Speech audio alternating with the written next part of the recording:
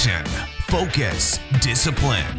This is the Zero Excuses podcast. Each and every week, we talk to high-performing, inspirational athletes, entrepreneurs, and leaders. We ask powerful questions to extract their tools, strategies, and life lessons for you to crush your excuses, to break out of your comfort zone, and accomplish your ambitious dreams and goals. Here's your host, Kenyon HERE.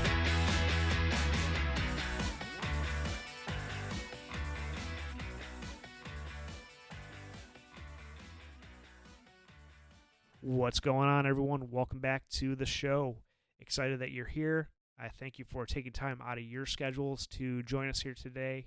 We've got a great guest again lined up for you guys. We have Connor Young. He is the founder of Ample, and Ample is a meal replacement in a bottle.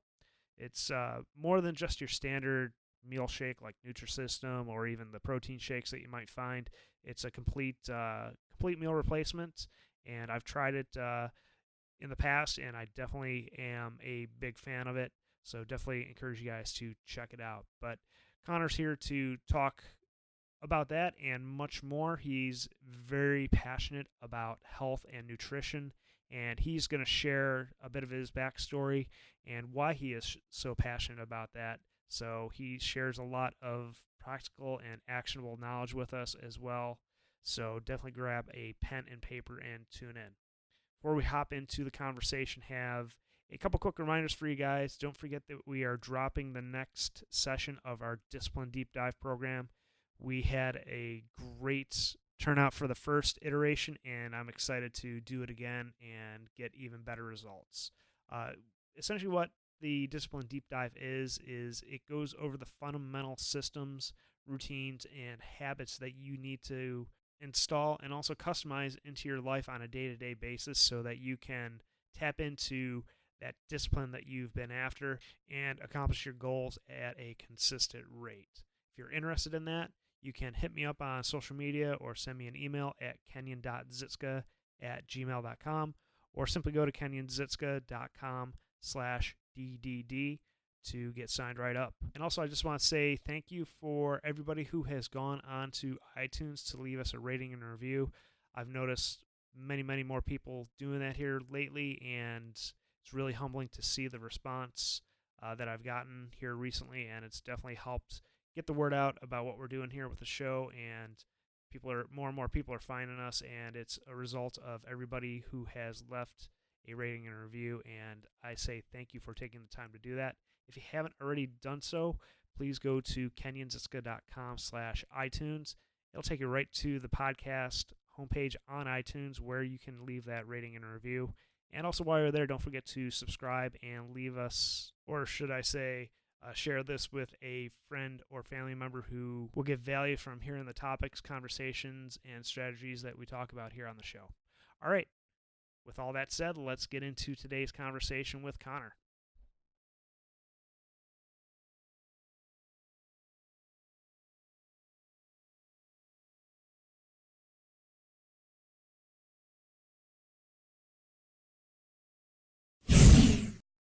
Connor, thanks for joining us here on the Zero Excuses podcast. I know we've been juggling schedules a little bit, so excited that we finally got this lined up and stoked to hear what you're all about. Well, thanks so much for having me, Kenyon. So, Connor, you are the founder of Ample Meals. I'm familiar with them. Like I mentioned pre-show here, I personally haven't tried them yet, but I'm really excited to dig into that. And why don't you give yourself a little bit more of a detailed introduction? Let us know who you are a little bit more, and we'll go from there. Yeah, definitely. So I, as you mentioned, my name is Connor Young, and I created a thing called Ample. Ample Foods is the company. I'll just kind of give you a quick background on myself, though, to kind of tell you a little bit why I ended up starting this thing. So I've been interested in health and nutrition for basically my whole life. Did sports in middle school, high school. Biology was my favorite class in high school, and I very soon got into nutrition, sort of end of high school, as I realized that it was the most tangible and actionable way that I could affect my own biology. Mhm. And just realizing the complexity of the human body was fascinating to me. And when I was like 18, I was like, well, I feel like there's two big problems in the world that I personally have any potential to solve. One was human health, and then number two was the environment. And so I majored in biology and I minored in environmental science. And I actually got kind of bit by the CrossFit bug pretty early on in my college career. So as a sophomore, I got into it. And then I kind of took on the paleo mindset as well. Got very deep into paleo at the same time. And so out of college, when I was 22, I started a CrossFit gym with a couple of friends, Mhm. and it was fantastic. It's a really fun experience, just to get a chance to see someone who might not have worked out for the last 15 years, but then they come into your gym, and then all of a sudden, 4 months later, they're a completely different person. So that was fantastic to just kind of build that community. But I did want to see like the traditional medical system. I went to, most of my friends went to uh, medical school, and I did not want to go the doctor route, but I felt like I should understand what that was like. So I sold medical devices for Johnson & Johnson for a couple of years, and it gave me an opportunity to kind of go into the operating room and teach surgeons how to use these devices. Mhm. Um, the problem was like, although I was around some of the smartest people, it was kind of I kind of developed a fatalistic attitude relatively quickly about like, it felt like we shouldn't have needed to do these high priced, very invasive procedures. If someone could have just fixed their diet and lifestyle, like I had seen people do at my CrossFit gym. Mhm. So, I quit Johnson & Johnson, and I wanted to create a startup, so something that could help people's lifestyle, but not on the scale of a single CrossFit gym, but at scale. Mhm.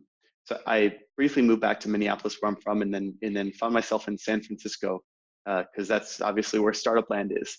Um, and then after kind of a brief foray into another venture, I kind of found myself in this group of entrepreneurs, 50 entrepreneurs, and they were all very busy, very engaged with their own lives, and they knew how important their energy level was, how important fitness was, and nutrition, but they didn't have any way of actually prioritizing it in the middle of their day. Um, they were like, many of them were engineers for these companies, and they would have to kind of like dedicate a solid 6 hours straight of coding, or else they wouldn't be able to concentrate. Um, and if you have multiple breaks in concentration, it's far worse than you know even trying it in the first place sometimes. And so, they needed something in the middle of their day that was like a drinkable meal. There weren't any good products out there. The one product that a couple of them were using actually made them feel sick. And so they were like, Connor, can you make something that's better? Um, and first I surveyed the landscape, and I was like, like I don't really trust most food companies. So okay, I'll try it myself. And so, I just made this concoction in my basement, no, my kitchen, sorry, that which looked like a basement, but it tasted awful. And at this point I had, finished my major in biology. I had done a lot of this nutrition research by myself, read 200 or 300 clinical journals on nutrition. And, I felt pretty confident in, my approach. It did not taste good, but it solved his problem. And, he was overjoyed with how it made him feel in the day. So, long story short, 3 months later, I had a product that 20 out of the 50 people were using almost every day, spending $150 a month on it. And so I was like, wow, if that could scale, that would be a potentially, very meaningful, large and meaningful business. So it was just me at the time. I got into an accelerator called 500 Startups. Um, they invested $100,000, and then I did an Indiegogo campaign. We then soon became the number one food campaign. We broke the record for food and beverage campaigns of its time, and then we raised $1 million. And the following January, which was 2 Januaries ago in 2017, that's when we finally launched the product.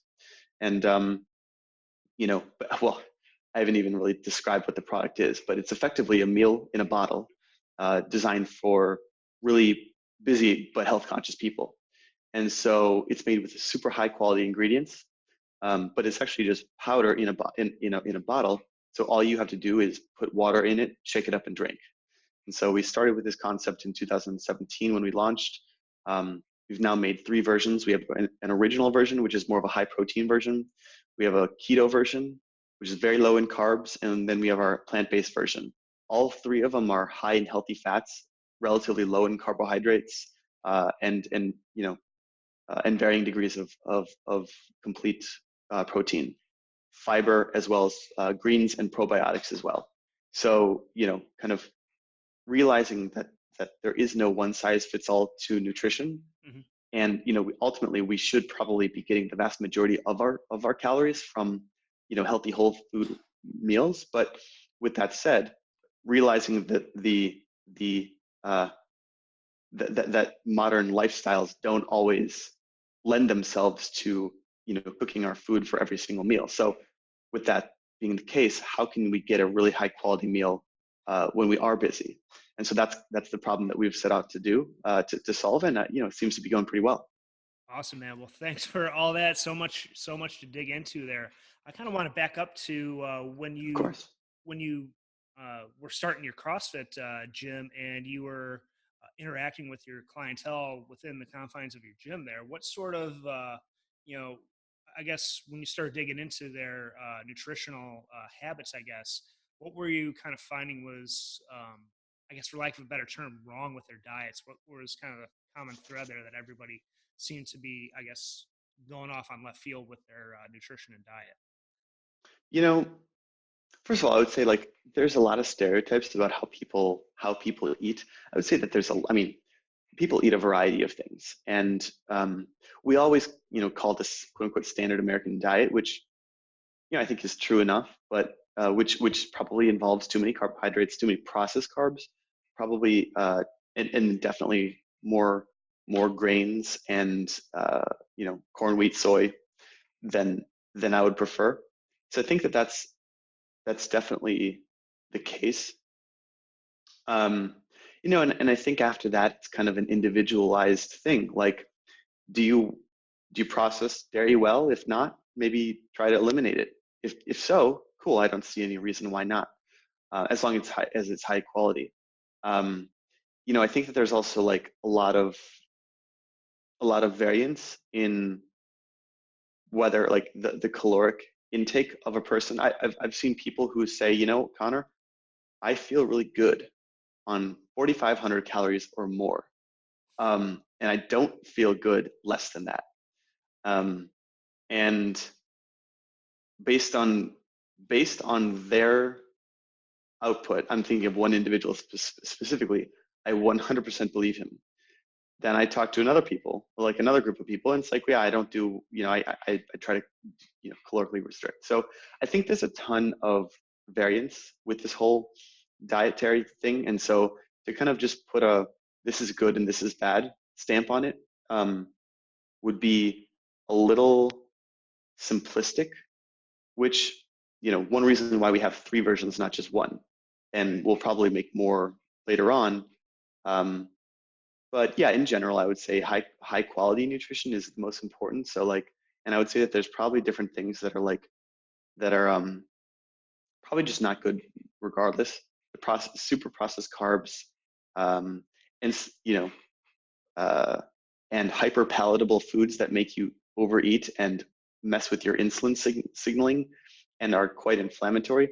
Those, I would say that it's probably uh, a very safe bet to say that those are no bueno for really anyone.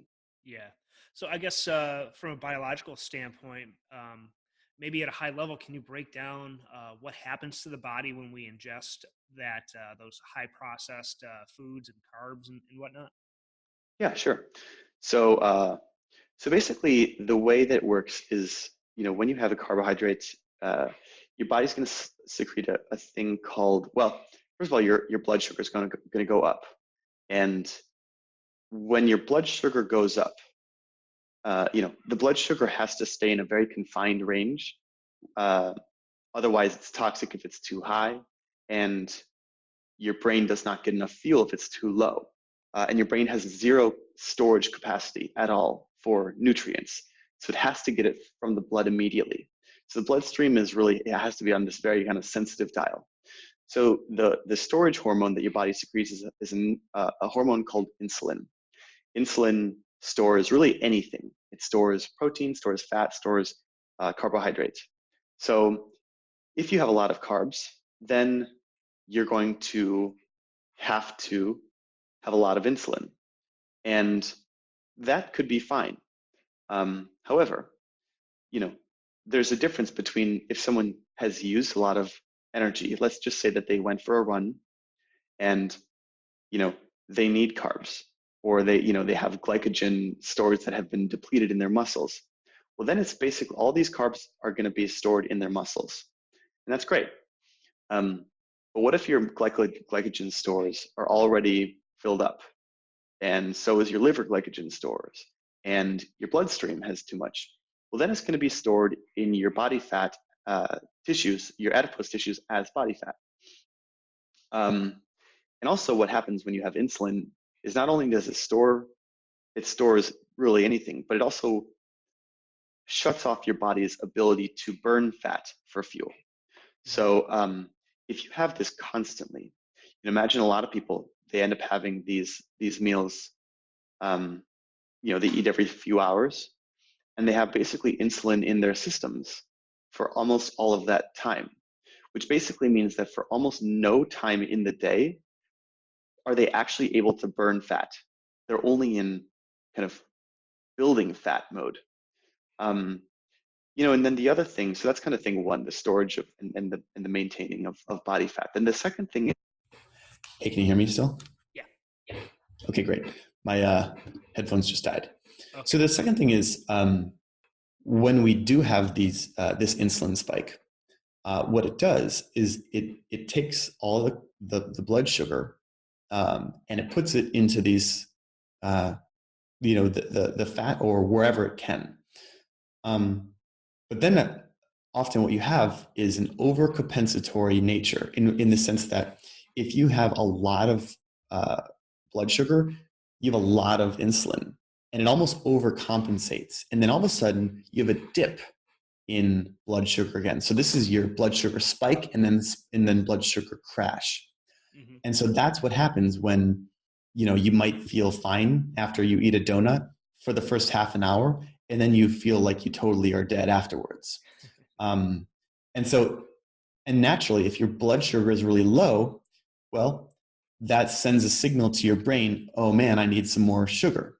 I need some more blood sugar. So let me get hungry again, which is why a lot of times we have this yo-yo effect of hungry, then I eat carbs and I feel good for a few minutes, and then I feel bad again. And it's this cyclic process that's frankly, I guess you could say it's kind of you're enslaved to your hormones.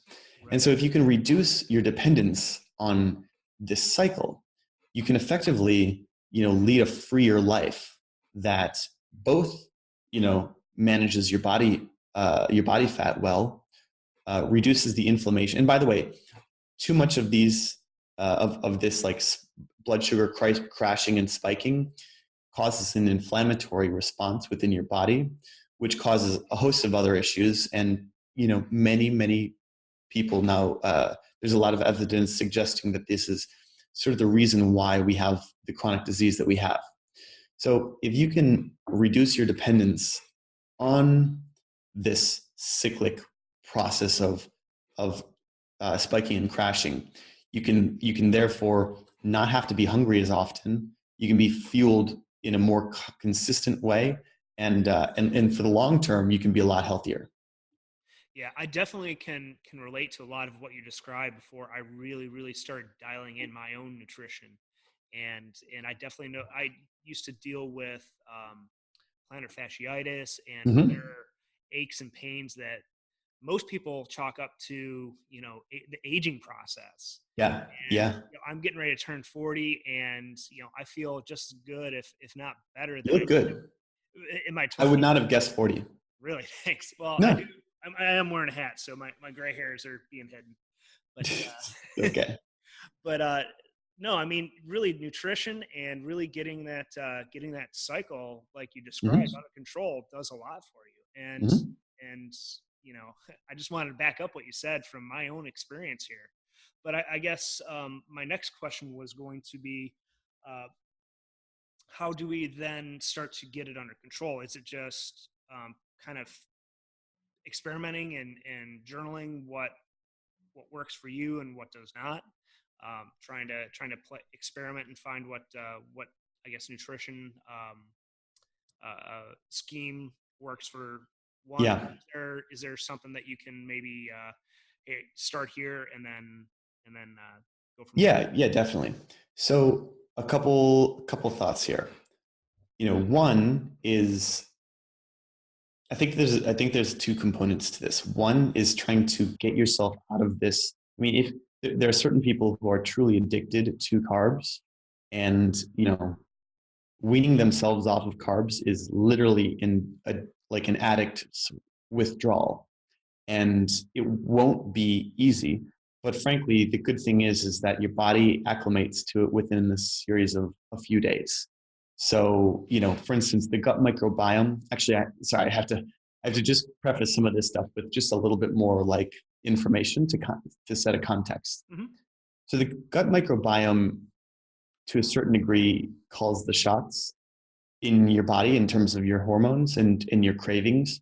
What it is it's the 100 trillion cells in your small and large intestine, mostly your large intestine, that effectively help the body break down and utilize nutrients.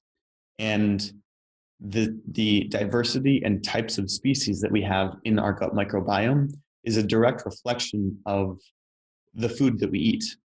So if we eat high protein, we're going to have a lot of bacteria that metabolize protein or amino acids. And if we consume a lot of carbs, we're going to have those types of bacteria. So if you have a lot of this kind of processed carbs, you're then going to crave it because you effectively have a system that demands to consume those types of things. So when you don't have it, those actual organisms end up kind of hijacking your body to send a signal that, oh shoot, we need more of these substrates, otherwise we'll die. Mm-hmm. And unfortunately, your brain thinks that it will also die, but it actually won't. It's just our guts tricking ourselves. So with that realization, I think it's important to understand that it can be a little bit of a tough process mentally for the first few days, as our guts are calling the shots. Eventually, we want our own brains to call the shots. Right. So the first thing I would say is to kind of eat more whole foods in general, and what I mean by that is meats, vegetables. Honestly, I would have the majority of the calories, or the kind of if you were to kind of look at your plate, coming from meat or fish, like some sort of like protein/fat, and then vegetables. You'll notice that doesn't have a lot of carbs in it, but it's actually very satiating. Both protein and fat, when combined together, deliver a very, very satiating meal, and also so does fiber. This is, for instance, one reason why Ample contains high amounts of protein, fat, and fiber to kind of give that same satiating kind of effect. But if you can have all of those things in a meal, you'll create the feeling of fullness that will likely last for a longer period of time than would a relatively carbohydrate laden kind of meal. So I think that's kind of number one. And what I would suggest is probably eliminating or drastically reducing things like pasta or bread, or some of these more simple carbohydrates that are relatively easily digested. And once again, I don't want to demonize carbohydrates too much, but it's likely the case that, let's just say our Paleolithic ancestors ate somewhere in the realm of, on average 50 to 150 carbohydrates a day, versus the standard American diet is somewhere, plus or minus, 300. Sorry. Yeah, 300 carbohydrates plus or minus, quite a bit. So if you can kind of use that as a kind of framework just to start out with, I think you're doing a pretty good job. I think, if we can kind of just like have, and I think this is the other problem, which is like we're trained to think, everything in moderation. And although it's a nice concept, like if our entire society is kind of out of whack, the median, the moderate kind of approach is actually also out of whack. Mm-hmm. So, it's like, sure, you could say that, and if Pepsi and Coke want to, lobby the government to give us advice on everything is in moderation, then sure, that's why we have things like, the food pyramid, which still talks about those being part of our diet. So I would say, it's a struggle probably when that is your norm, mm-hmm. but adjusting to a different norm is probably one of the first things mentally that has to happen before any of this can happen from an actual tangible, like dietary perspective. Right. You mentioned a lot about kind of the societal norms mm-hmm. that we have, like breakfast is the most important meal of the day. Mm-hmm. We have all these advertisements up there, like milk does a body good, mm-hmm. the incredible edible egg. All this stuff is driven into our brains. What have you found? What have you found that is kind of not really? I don't want to, like you said, I don't want to demonize too many of these things. But I guess what are the myths that you've kind of found with some of these societal norms? I mean, personally, I find, I do better not eating breakfast. I do CrossFit as well, and I work out on an empty stomach, and I feel great. And a lot of people would, when I was growing up, would probably tell me, no, you need to have breakfast first. So what are some of those common myths that you've personally found within yourself? Yeah. So, well, first of all, what I would say is, the human body is very, very smart. And, if we can get away from like this carb dependent type of,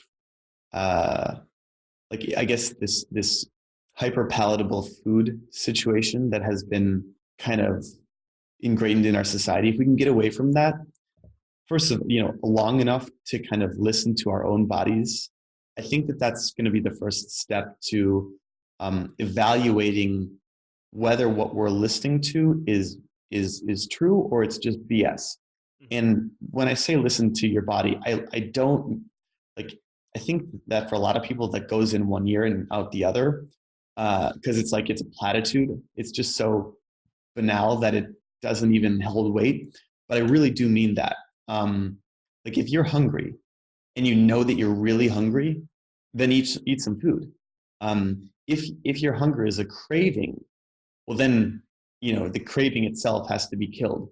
So determining for yourself the difference between hunger and a craving, I think is actually one of those that's very important. Cravings, there's always an emotional component to it. Mm-hmm. So, understanding why you're eating. Are you eating because you're bored or you're, lonely or something? Like this is very common. And I don't want to demonize any of these things because they're so common and we're all very emotional creatures. I mean, and I'm the same as, everyone in that sense.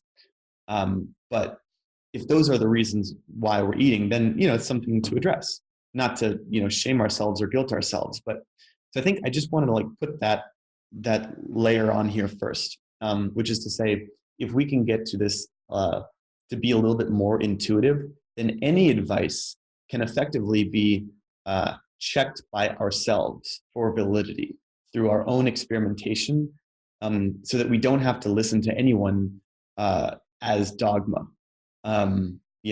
So for instance, I think if we had seen that, we would have seen that the super low fat, high carb diet type of thing was probably not a tenable way to go. Because if we had this intuitive sense of food, we would have seen, holy crap, I'm actually tired all the time and I have to eat, 6 times a day. Or this, if I just reduce my calories, to the point where I'm just slightly below baseline, then then I'm going to lose weight, which, could work, but it's also unsustainable for the vast majority of people because they're just so freaking hungry, and they don't have the energy.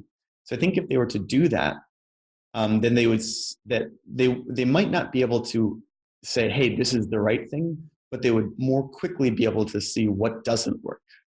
Does that make sense? Absolutely.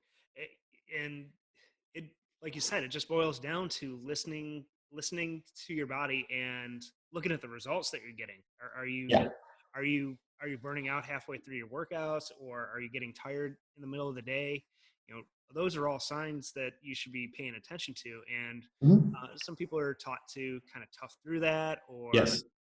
or you know just simply say, hey, no, stick with this diet, all these diets that we tend to throw labels on, and Mhm. we want to conform to a certain scheme, Yeah. so that we can call ourselves paleo or keto or Yeah, whatever. exactly. Or we want to feel hardcore, and it's like, keto is more hardcore than paleo. So if you're not keto, then you suck. Yeah. But it's like, cool. I mean, that's like, if keto works for you, like, I'm keto, but like, Hmm. if it didn't work for me, I wouldn't do it. And I still actually consume a decent amount of carbs. I eat like way more than 50 carbs a day and still in ketosis because I'm relatively metabolically flexible at this point, Hmm. where my body can kind of go in and out of ketosis and it doesn't really matter. And I frankly don't even really track my ketones because I don't think it's a really relevant metric. But if you can kind of just do things on feel, without also without judging yourself of saying, well, fuck, I just did it wrong, Yeah. or like, I just, I ate that, either I ate that thing and it was the wrong thing, or God, why isn't this working for me? I thought I was doing everything that this famous blogger said, and it's still not working. I think the thing is to realize that we're all playing the long game. We're all going to live to, 80 plus, years ideally. And so if you're in your 30s or your 40s or your 50s or whatever, even if you're in your 60s, you still have a solid, like, you know, decades to go. So to get worried about it not working out for the first, couple of months, I don't think I think it's okay. I think it's just it does require a little bit more patience. Yeah, and our bodies are constantly changing every day, every year, and Yeah. our needs change too, and we can't stick on the same diet. We need to, like you said, listen to our bodies and adapt and overcome. Like, I was keto for a while, and then I just found I was plateauing in the gym, and I had to change it up. So, Okay. Yeah. I There we mean, go. you just again listen to your body. So we're actually starting to run a little short on time. I do want to shift gears a little bit, and Sure. and I know we got pretty meta there, but I think it's important stuff. oh yeah, absolutely. And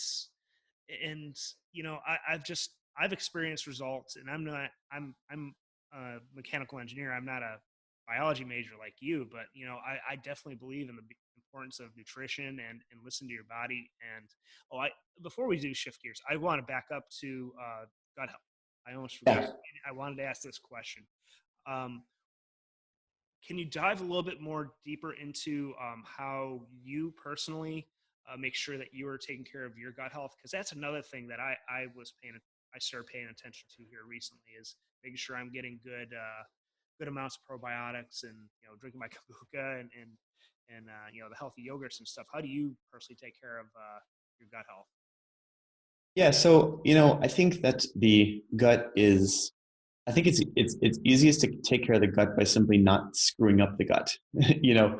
So I don't do a ton of, probiotic foods except kombucha because I think it tastes good. Yeah. Um, what I do is I try to avoid inflammatory foods. I try to avoid, polyunsaturated omega-6 fatty acids, which is one highly, a pretty big culprit of that. And then, highly processed carbohydrates. So I avoid those things. And other than that, I fast, once in a while, which is kind of a good reset in general. Hmm. Um, and other than that, I feel pretty good about it. And I the funny thing is like, you don't, the gut is a pretty, you'll kind of know if it's behaving or not. Like if you're feeling like you have a lot of cravings, um, that could be a sign of gut dysbiosis. If you look at your own stool and it's not in good shape, like literally in good shape, then it's probably, there's probably an issue there. And so like just kind of looking at some of those signs, I think are really important. But for me, the first thing is just first do no harm. And if I do have to, feel free, like I have to do something, then then I'll take some active measures. I will say I do actually, I have my own product. I have Ample, basically once a day. It's kind of my first meal of the day. It's not first when I get up. I'll also, work out fasted sometimes, sometimes not. It just kind of depends on how I feel. And I'm sort of like, I'm very not attached to one particular way of doing it, but Ample itself has 6 strains of probiotics, with 4 billion CFU count. So, that does tend to be sort of my daily or weekly allotment of probiotics. Cool.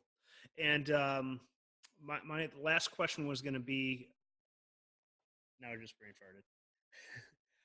It's okay. Dude, this is all interesting stuff. And like, I don't know about you, but like whenever I'm interviewing guests on my podcast, my brain goes like 50 directions every single time the person talks. I'm like, oh man, like I have literally 10 questions I could ask. And then all of a sudden, like they all scurry away, Yeah.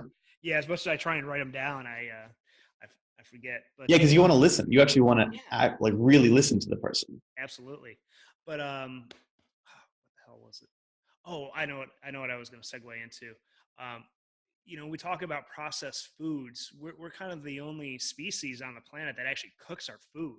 Are you doing any sort of raw food type of additions to your diet? I've kind of been curious about that. I personally haven't tried it other than sushi. No, and it's a really interesting concept. So I've actually just been doing a decent amount of research on the carnivore diet. In fact, I'm actually testing it out right now. But one of the things that I kind of think about, and I've also been doing a decent amount of research on like actual, like I think the thing is like we think about paleo and we think like our ancestors. Well, whose ancestors? And at what point of time? Like we had a couple million years of ancestry that we're talking about when we talk of the Paleolithic era, and human beings were vastly different. We had vastly different like locations that we lived in the world.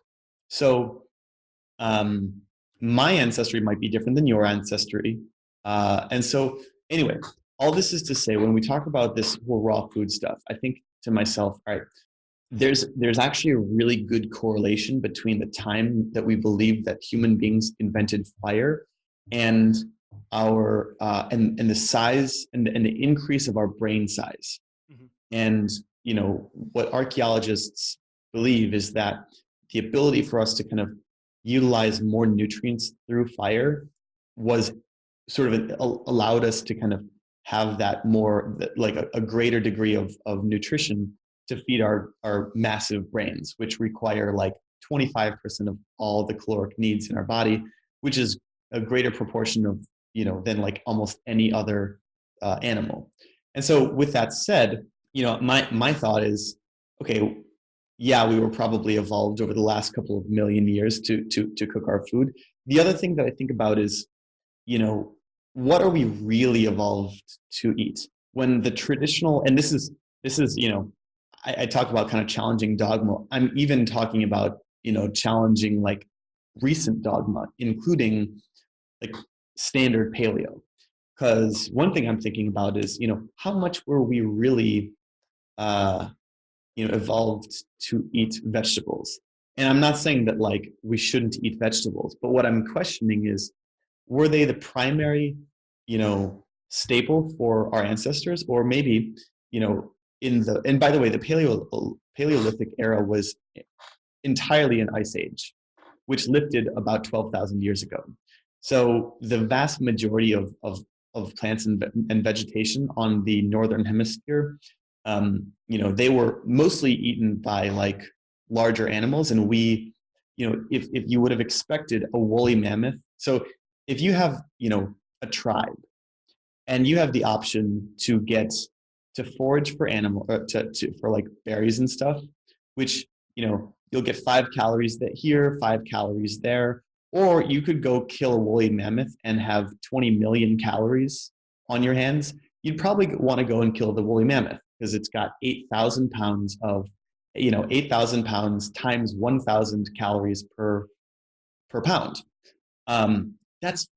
That's fucking insane. That's so many calories. The caloric density is, orders of magnitude different.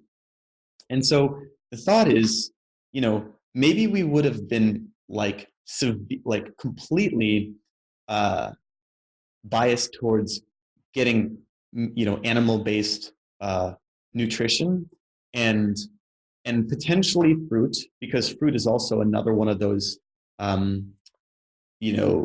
foods that the plants actually intended us to eat.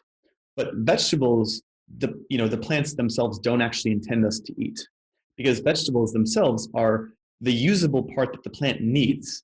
And, where the fruit itself is the ripened ovary that is purposefully sweet so that we can eat the seeds and therefore, transfer the seeds somewhere else. So when you think about, and of course, these plants also have their defenses. So although they have a decent amount of micronutrients, they also have phytic acid, oxalic acid, a decent amount of sort of anti-nutrients. So, and I know this is a really roundabout way of answering your question, but sometimes, when I'm thinking about like, vegetables, there are definitely vegetables where it's unsafe for us to eat raw. When we think about legumes, 100%, like red beans are literally poisonous to eat raw, which is why you soak them and you ideally cook them as well, so that you can get out the lectins and phytates. And even something that that seems as sort of benign as broccoli has a decent amount of oxalic acid as well.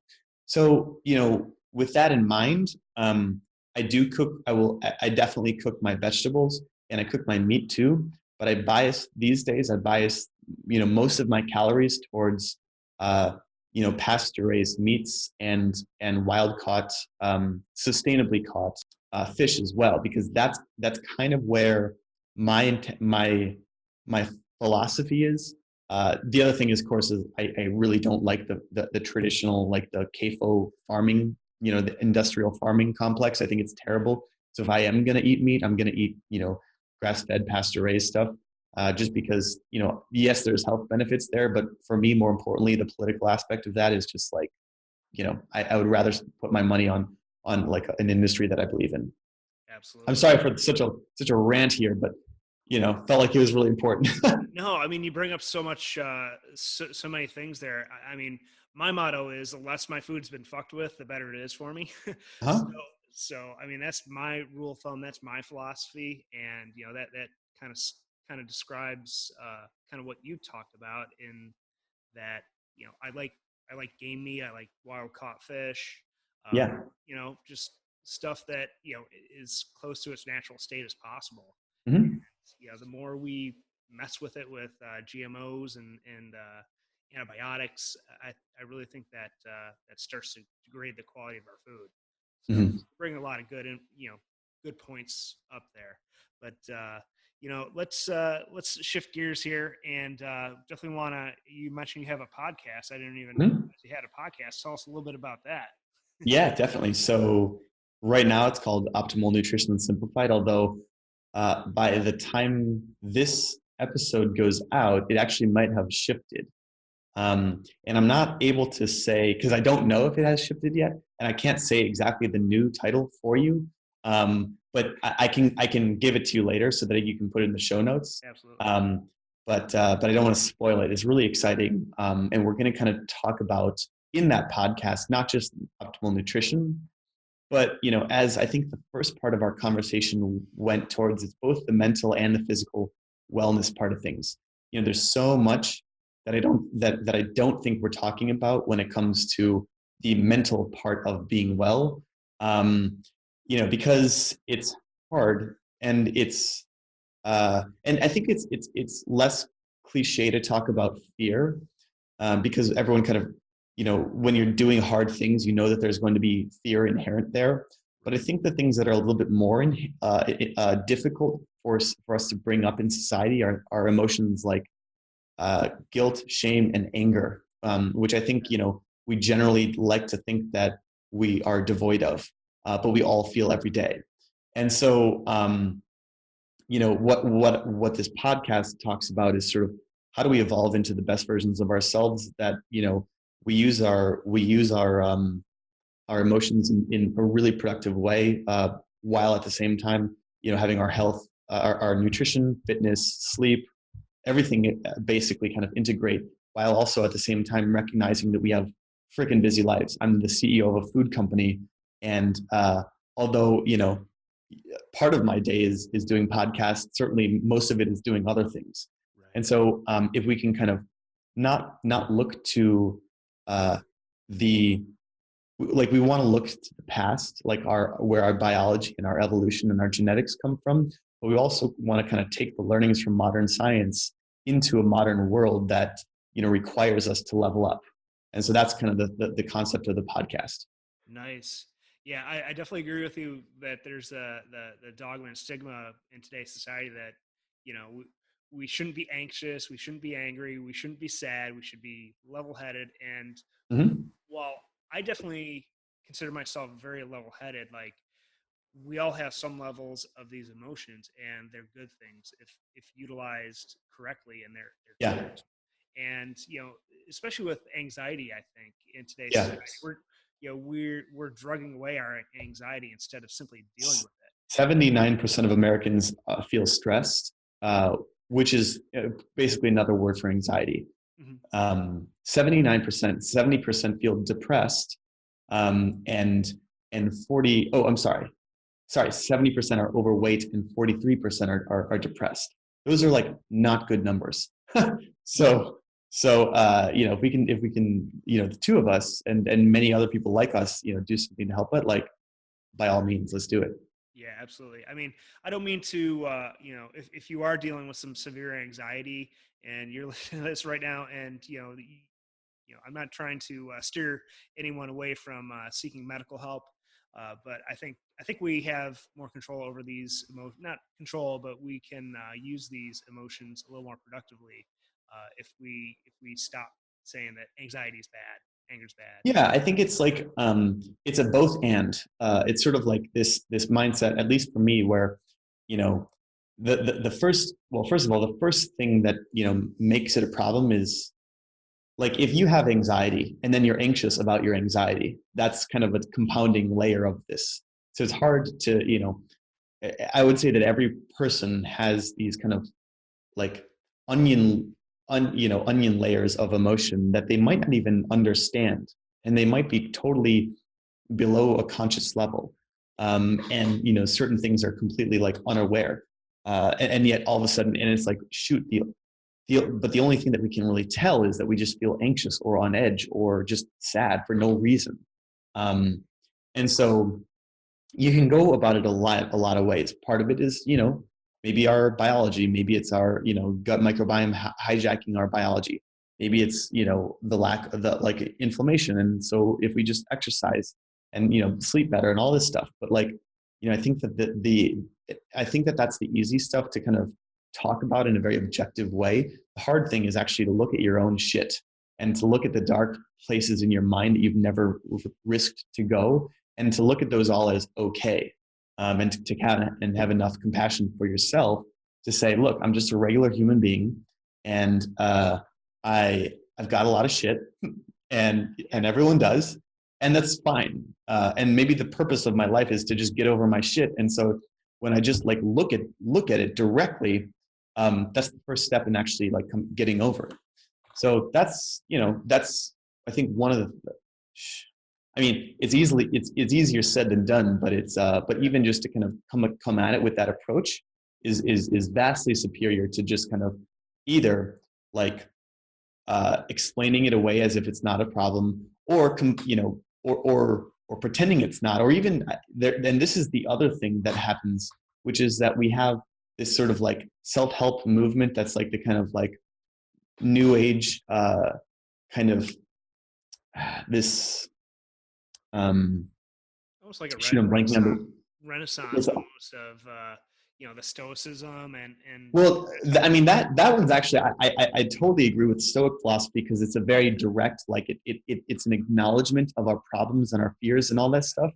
But one of the things that ends up happening though, I think, is that we all like there's the positive psychology stuff about like the law of attraction and everything like that, which I do think that there is some validity to, but to ignore your problems and to just kind of meditate your problems away, like in a positive meditation, and just like, I'm really happy, I'm gonna like conjure up happy thoughts. While I think that can be useful in the absence of negative emotion, to override negative emotion with that is basically spiritual bypassing that just doesn't work, and your brain just has such a hard time with, and it's in my opinion quite delusional. So figuring out how to deal with those things as well is also a challenge. Yeah. But honestly, dude, it's so fucking fun. These, like, for me, this is the most fun part of my life, is to surface these hilarious things in my life. And I'm like, oh, I'm pissed off right now. Why am I pissed? Oh, that's kind of fun. Why don't I fix it? And then I can feel like I'm leveling up, Yeah. I mean, we have these, it's definitely a balancing act where, you try and maintain a positive attitude and spirit without filling yourself full of crap. Yeah, exactly. Totally. And I consider myself fairly positive, but really what I found is we acknowledge our shit, but it all comes down to the meaning that we place on that stuff. What does it truly mean? Yeah. Hey, you know what? Just because you have shit doesn't mean that you're a piece of shit. Yeah. Exactly. Like do you identify with it or not? And I think it's a lot about, like, do you have compassion for your own stuff? Yeah. So if you can kind of like, say, hey, yeah, I'm sad right now, or I'm really pissed, or whatever. Do you have compassion for yourself having that emotion? Which is a very meta thought, but I think it's the number one thing that, like, really does need to happen. Otherwise, you can just get in this rabbit hole that's a downward spiral. Absolutely. And I people have commented to me that I am very emotionless. I really have a tough time explaining to them that I do have emotions. It's just everyone does. I choose to direct that emotion in a manner that benefits me rather than paralyzes me or just causes a I just retired from the Navy. One of our big mottos was, leaders set the tone, and you want to set a productive tone. Maybe not like, hey, everything is sunshine and rainbows, but you want to keep people motivated and whatnot. But if you let your anger emotions dominate that situation, it never ends well for the group that you're leading. So I've definitely found that directing your emotions in the most productive manner is kind of the way I go. And it's really hard for me to explain to people sometimes because they look at me and they see like this kind of calm, cool, collected guy, like, hey, nothing phases him. But inside my brain, I guess I've trained myself to kind of bring things on board, observe my emotions, observe my thoughts. And I think a lot of people don't understand that they can, that they aren't their thoughts, that and observe them, take it, develop this second level of awareness and acknowledge their thoughts for what they are, and employ them in the best manner possible. Does that make sense to you? Yeah, no, exactly. I mean, there's the whole, like, that whole age-old adage where, like, there's this, like the Native American, man and his son, and and the kid is saying something like, or I think that the dad is saying something like, there's two wolves in every man. There's the wolf of fear, and then there's the wolf of courage. And and the kid's like, well, kind of like frightened, like which wolf is going to win? And the dad's like, well, whichever one you feed. So, ultimately, like, which isn't to say you ignore the other one, but you simply, you deal with it, and then you consciously redirect to the one you want. So anyway, we could probably get down this topic, all day. Oh yeah, this is one of my favorite topics. I love talking to people about. But we are starting to bump up against time. How about you? Let people know how they can get in touch with you and how they can find the podcast and maybe get some Ample. Sure. So it is amplemeal.com is our website. So it's otherwise just Google Ample and you'll find us. We're also available on Amazon. And in terms of the podcast, right now it's called Optimal Nutrition Simplified. Although if it's not, I bet you can probably maybe redirect it. We'll have a redirect anyway. So if you just like Google Optimal Nutrition Simplified, it'll redirect to the new name when it does come out anyway. So it shouldn't be an issue. Awesome. Well, thanks again, Connor. Oh, and by the way, I think what I'd like to do is, and we can also get this done in the show notes or whatever. Yeah. But I'd like to give a discount code to your audience because this has just been such a fun conversation. So like on the first order, they can get 15% off any Ample product. Awesome. Yeah, I'll definitely put the discount code and everything you mentioned in the show notes, and I'll definitely make sure my audience knows what the new podcast is called so they can get in touch with you. You have any last second golden nuggets you want to drop on us before we sign off here? Oh man. Yeah, have fun. No, I'm very much serious. Like having fun, I think is like, for us productivity nerds and like, hyper type A people, we don't have enough fun. So I think that, one of the important things that I do on a weekly basis is I very, very intentionally schedule active fun, not like video games fun, but like going out and doing an improv class or going doing a freaking, hip hop dance class, that kind of thing. Something that actually just makes you laugh and makes you feel goofy and fucking weird. So that's my secret. Nice. Yeah. Sometimes it's fun to put yourself in uncomfortable situations and laugh at yourself. Love it. I'm definitely going to have to. I don't do that enough, so I'm jotting this that now because I don't do that enough. So Connor, this has been a fascinating discussion. Thanks again for all your time tonight, and we probably can go on for hours, so we'll definitely have to schedule a round 2 down the road. And 100%. Yeah, I'd love it. Thanks, Kenyon. Appreciate you having me. No worries, man. Thanks again.